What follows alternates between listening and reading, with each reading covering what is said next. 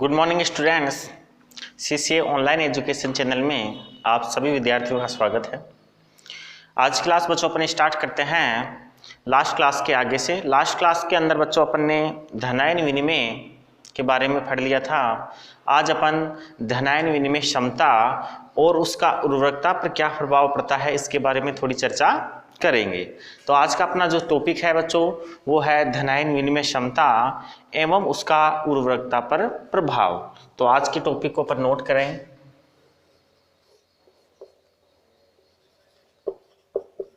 धनायन विनिमय क्षमता तथा मृदा उर्वरकता।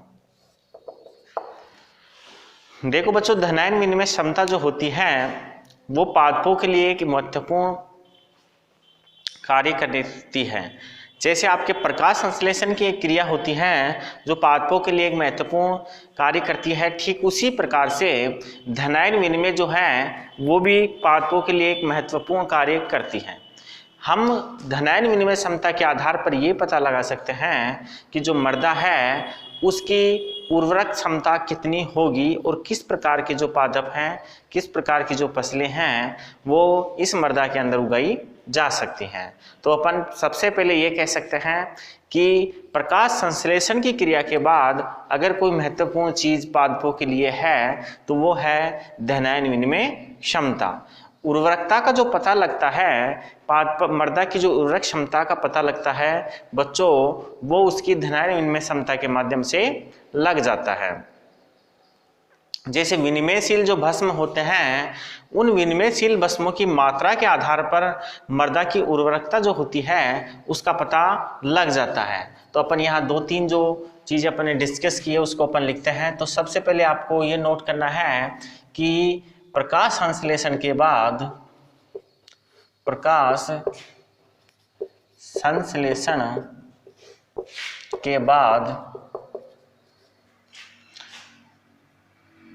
धनायन विनिमय क्षमता पादपों के लिए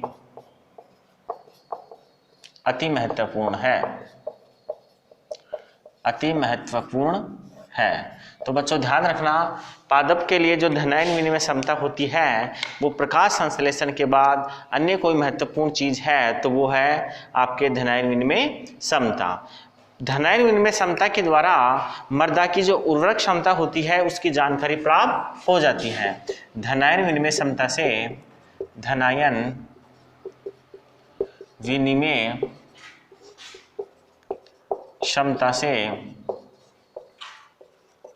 मृदा की उर्वरकता का पता लगता है। देखो बच्चों, मृदा की जो उर्वरक क्षमता कितनी है इस चीज की जानकारी आपको मृदा की धनायन विनिमय क्षमता के माध्यम से लग जाता है। अब देखो बच्चों, मृदा की जो धनायन विनिमय क्षमता होती है वो निर्भर करती है उसके अंदर पाए जाने वाले भस्मों की मात्रा पर। अर्थात विनिमयशील भस्म किसी मृदा के अंदर कितनी मात्रा में उपस्थित है इन चीज पे डिपेंड करेगी धनायन विनिमय क्षमता, और धनायन विनिमय क्षमता के ऊपर डिपेंड करती है मृदा की उर्वरक क्षमता। तो हम किसी भी मृदा की धनायन विनिमय क्षमता का पता लगाकर उसकी उर्वरकता का अंदाजा लगा सकते हैं। मृदा में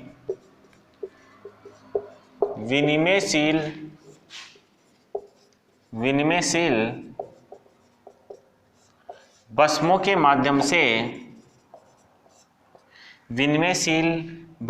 माध्यम से मृदा की उर्वरकता का पता लगता है। विनिमयशील भस्म की प्रकृति कितनी है इस आधार पर उसकी उर्वरक क्षमता कितनी होगी मृदा की, इसकी जानकारी प्राप्त होती है। यदि हम यहाँ बात करें तो यदि सामान्य प्रकृति की यदि मृदा है जिसके अंदर पीएच मान सामान्य है, ऐसी स्थिति के अंदर कैल्शियम बेस संतृप्ति वाली जो मृदाएं होती हैं वो ज़्यादा श्रेष्ठ होती है, ज़्यादा श्रेष्ठ प्रकृति की मृदाएं होती है, उसकी उर्वरक क्षमता ज़्यादा होती है। अर्थात ऐसी मृदा जिसकी अंदर कैल्शियम बेस संतृप्ति ज़्यादा मात्रा में होती है वो क्या होती है बच्चों, वो श्रेष्ठ मृदा कहलाती हैं। ये मृदाएं जिनके अंदर कैल्शियम बेस संतृप्ति का मान ज़्यादा होता है वो मृदाएं संरंध्रीय प्रकार की होती हैं, अर्थात उसके अंदर रंध्र पाए जाते हैं और रंध्रों की उपस्थिति के कारण उसके अंदर हवा जो होती है, जल जो होता है वो आसानी से प्रवेश कर जाता है। तो सबसे पहले आपको ध्यान रखने की बात यह है कि कैल्शियम बेस संतृप्ति वाली मृदाएं जो होती हैं वो श्रेष्ठ मृदाएं होती हैं, क्योंकि उसकी प्रकृति कैसी होती है, उदासीन होती हैं। कैल्शियम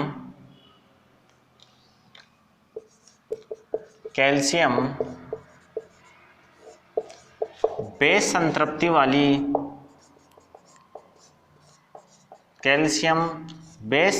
वाली मृदाएं ज्यादा श्रेष्ठ होती हैं, क्योंकि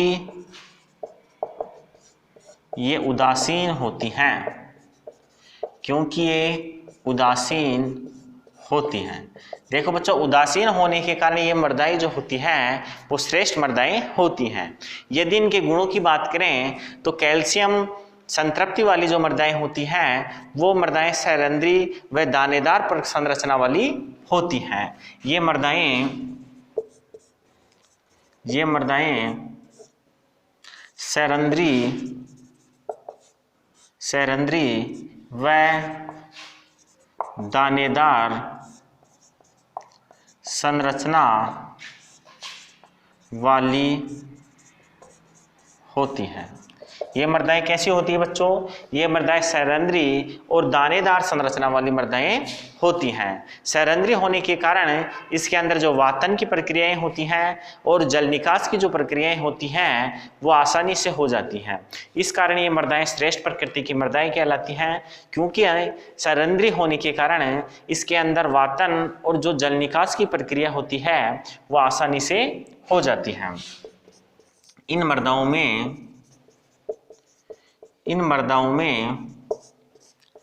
वातन व जल निकास की प्रक्रियाएं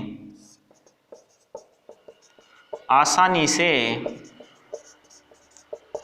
हो जाती है। ध्यान रखना बच्चों, इन मृदाओं के अंदर जल निकास की जो प्रक्रिया होती है वो आसानी से हो जाती है, जिसके परिणाम स्वरूप ये जो मृदाएं होती हैं ये मृदाएं क्या करती हैं, ये मृदाएं जल निकास और आपके जो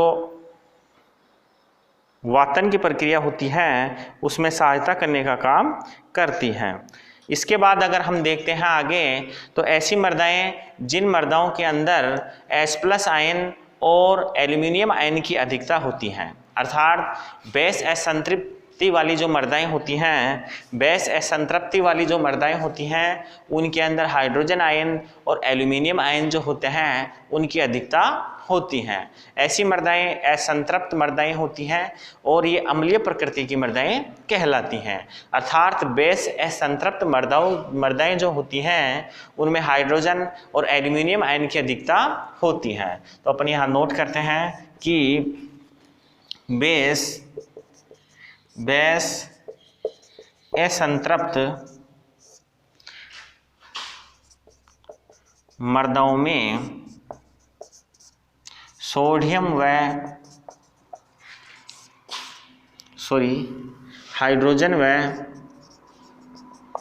हाइड्रोजन व एल्यूमिनियम आयन की अधिकता होती है। बेस असंतृप्त जो मृदाएं होती हैं बच्चों उनमें हाइड्रोजन और एल्यूमिनियम जो आयन होता है उसकी अधिकता होती है।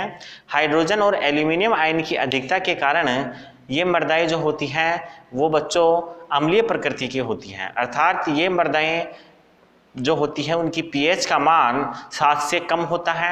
यदि H+ और एल्यूमिनियम आयन की अधिकता बहुत ज़्यादा होती है तो ऐसी स्थिति के अंदर ये जो मृदाएं होती हैं वो प्रबल अम्लीय प्रकृति की होती हैं।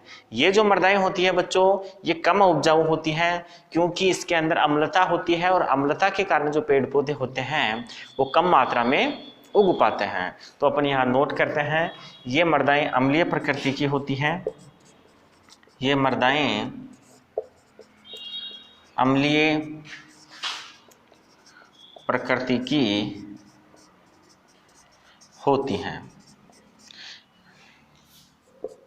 इनकी पीएच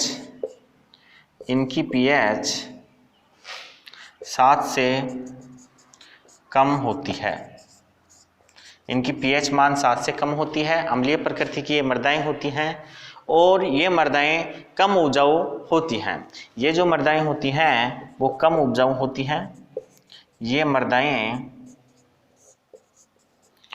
कम उपजाऊ होती हैं। यदि हमें बच्चों इस मृदाओं के अंदर फसलों को उगाना है, खेती करनी है, तो ऐसी स्थिति के अंदर अपने को क्या करना पड़ता है, उसके अंदर चूना पत्थर डालना पड़ता है। अर्थात चूने की मिलावट के परिणाम स्वरूप हम इन मृदाओं में मृदा सुधार कर सकते हैं और इसकी पीएच को औसत मान तक ले आ सकते हैं, अर्थात उदासीन मृदा में इसको बदल देते हैं और इसके बाद इसके अंदर फसलों को उगाया जा सकता है। देखो बच्चों ये जो मृदाएं होती हैं वो भुरभुरी प्रकृति की होती हैं। ये जो मृदाएं होती हैं वो कैसी होती हैं बच्चों, ये भुरभुरी प्रकृति हो जाती हैं। ये मृदाएं भुरभुरी हो जाती हैं, ये मृदाएं भुरभुरी हो जाती हैं। इनमें फसल उगाने के लिए मृदा में चूना मिलाकर सुधार किया जाता है। मृदा सुधार करने के लिए बच्चों इन मृदाओं के अंदर चूना मिलाया जाता है जिससे ये मृदा सुधार हो जाता है। इसके आगे अपन पढ़ें उससे पहले आप इसका स्क्रीनशॉट लेके नोट कीजिए, फिर इसके बाद अपन इससे आगे का जो टॉपिक है उसको स्टार्ट करते हैं।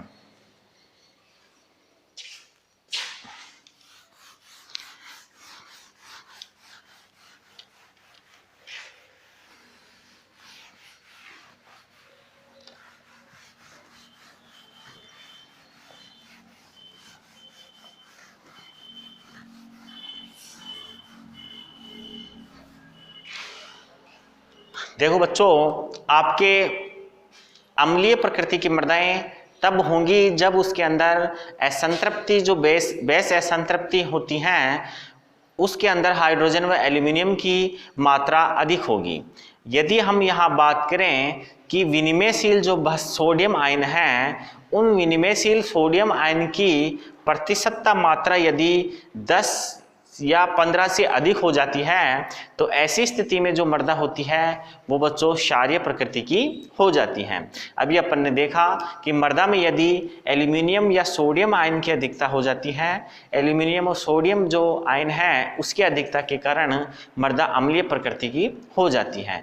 ठीक उसी प्रकार से यदि मृदा के अंदर जो विनिमयशील सोडियम आयन की प्रतिशतता यदि 10-15 से भी अधिक हो जाती है तो ऐसी मृदा जो होती हैं वो क्षारीय प्रकृति की मृदा हो जाती हैं। इन क्षारीय प्रकृति की जो मृदाएं जो होती हैं इनकी पीएच का जो मान होता है वो बच्चों 8 से ज़्यादा होता है। तो आपको ध्यान रखना है कि यदि मृदा में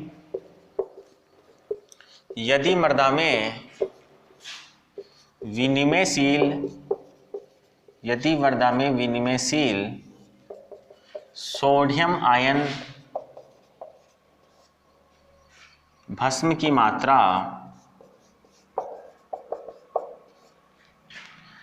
10% से 15% से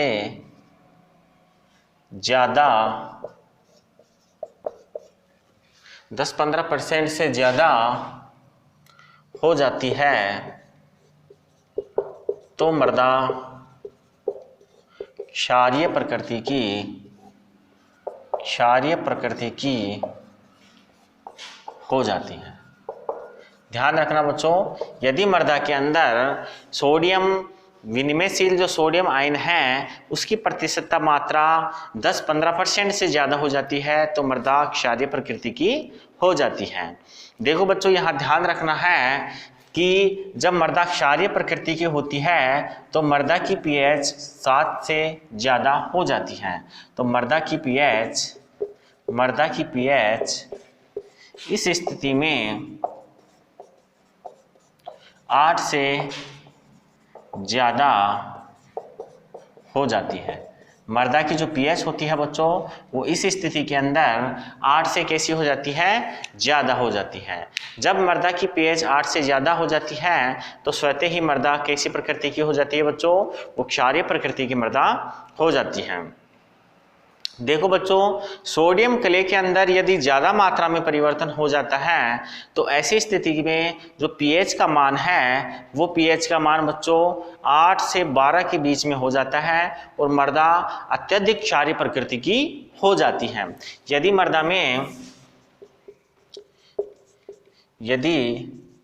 मृदा में सोडियम क्ले में ज़्यादा परिवर्तन हो जाता है तो मृदा की पीएच 9 से 12 तक हो जाती है,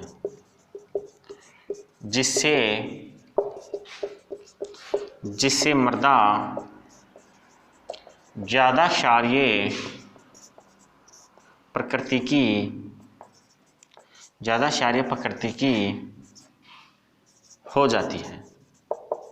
ध्यान रखने की बात है आपके लिए कि यदि ज़्यादा मात्रा में सोडियम विनिमयशील भस्म की मात्रा हो जाती है तो ऐसी स्थिति के अंदर आपके जो मृदा है उसकी पीएच 9 से 12 हो जाती है और जब 9 से 12 हो जाती है तो ऐसी स्थिति के अंदर जो मृदा होती है बच्चों वो क्षारीय प्रकृति की हो जाती है।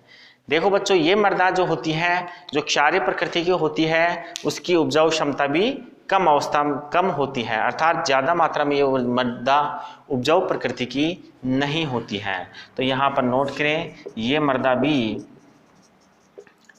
भी कम उपजाऊ होती है। ये मृदा भी कैसी होती है बच्चों, ये मृदा भी कम उपजाऊ प्रकृति की होती हैं। इसके आगे अगर हम बात करें तो सामान्यतः जो सामान्य उपजाऊ मृदा होती हैं, जो सामान्य प्रकृति की जो मृदा होती हैं उनके अंदर सामान्य विनिमयशील भस्म पाए जाते हैं और ये सामान्य विनिमयशील जो भस्म होते हैं वो होते हैं बच्चों कैल्शियम, मैग्नीशियम, पोटेशियम और सोडियम। ये सामान्य विनिमयशील भस्म होते हैं और इन सामान्य विनिमयशील भस्मों की उपस्थिति के अंदर जो मृदा होती है वो सामान्य प्रकृति की होती है। तो मैं यहाँ नोट करता हूँ कि सामान्य मृदाओं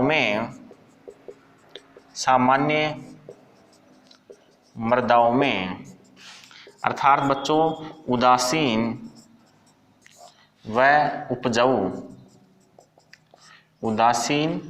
या उपजाऊ सामान्य मृदाओं में सामान्य विनिमयशील भस्म पाए जाते हैं। सामान्य विनिमयशील भस्म पाए जाते हैं जो कैल्शियम,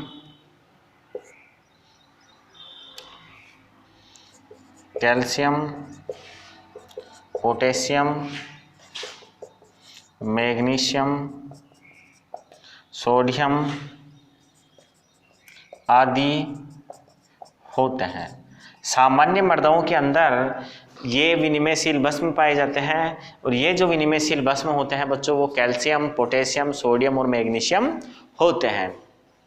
इसके अलावा यदि हम बात करें तो सामान्य प्रकृति की जो मृदाएं होती हैं उनमें इन भस्मों की मात्रा 80 से 90% के बीच होती हैं। अर्थात सामान्य प्रकृति की जो मृदाएं होती हैं, उदासीन प्रकृति की जो उपजाऊ मृदाएं होती हैं, उनके अंदर विनिमयशील भस्मों की जो मात्रा होती है बच्चों, वो आपके 80 से 90% के बीच होती हैं। शेष जो 10 से 20% विनिमयशील भस्म बच रहे हैं बच्चों, वो या तो आपके हाइड्रोजन आयन हो सकते हैं या फिर एल्यूमिनियम आयन हो सकते हैं। तो हम ये कह सकते हैं कि लगभग जो 1/4 हिस्सा होता है, वो आपके विनिमयशील 5वें हिस्से का जो चौथा हिस्सा होता है, वो विनिमयशील भस्मों में से इन सामान्य भस्मों का होता है। कौन सी मृदाओं में? सामान्य प्रकृति की मृदाओं के अंदर। तो बच्चों अपन यहाँ बात करते हैं कि इसको पहले साफ कर लेते हैं, फिर आगे नोट करते हैं।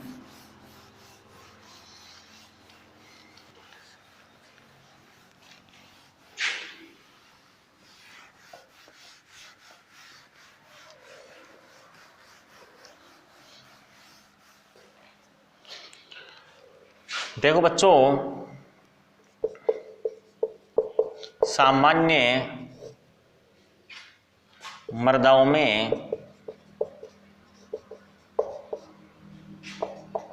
कैल्शियम,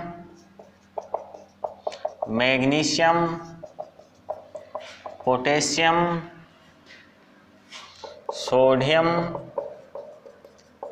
आदि भस्म 80% से 90% तक पाए जाते हैं। ध्यान रखना बच्चों, सामान्य मृदाओं के अंदर जो कैल्शियम, मैग्नीशियम, पोटेशियम, सोडियम, जिन्हें अपन ने सामान्य भस्म के नाम से अपन जानते हैं, उन भस्मों की मात्रा जो होती है वो 80 से 90% के बीच होती है। इसके अलावा शेष जो 20 से 10% आयन होते हैं, वो सोडियम आयन, हाइड्रोजन आयन या एल्यूमिनियम आयन हो सकते हैं। ये उदासीन प्रकृति के भस्म होते हैं। और शेष 20 से 10% आयन H+ या एल्यूमिनियम हो सकते हैं। शेष जो आयन होते हैं बच्चों, वो आपके हाइड्रोजन या एल्यूमिनियम आयन हो सकते हैं। ये मृदाएं होती हैं बच्चों, वो मृदाएं उपजाऊ होती हैं। ये मृदाएं उपजाऊ होती हैं क्योंकि इन मृदाओं की जो pH मान होती है वो 6.5 से 7.5 के बीच होता है। अर्थात ये उदासीन प्रकृति की मृदाएं होती हैं, इसलिए ये मृदाएं उपजाऊ मृदाएं होती हैं। ये मृदाएं उपजाऊ होती हैं। ये मृदाएं उपजाऊ होती हैं। इनका pH मान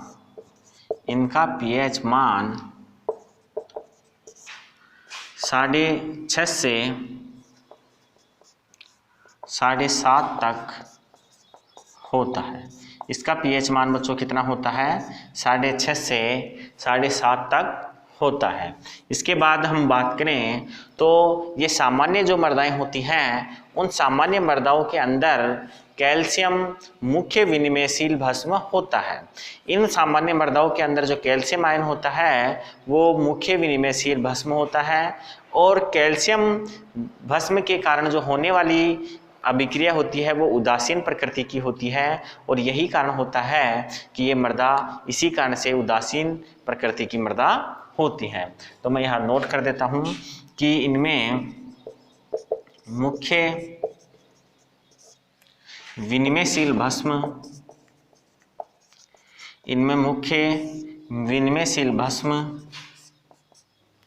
कैल्शियम होता है, जिसकी मृदा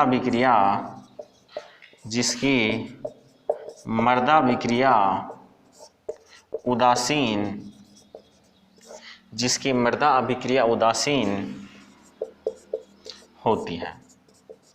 यही कारण है कि ये मृदाएं उदासीन होती हैं। देखो बच्चों, ये मृदाएं उदासीन प्रकृति की होती हैं और उदासीन प्रकृति की जो ये मृदाएं होती हैं बच्चों, ये मृदाएं इस उदासीन मृदा अभिक्रिया के परिणाम स्वरूप होती हैं।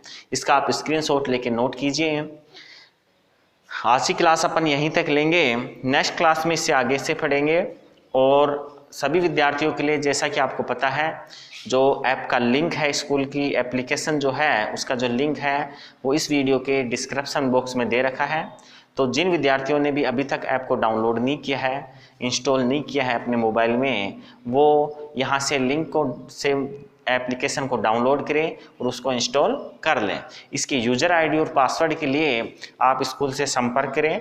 और मंडे से, संभवतः मंडे से जो क्लासें होंगी वो यूट्यूब चैनल पर ना होके उस एप्लीकेशन पे ही होंगी।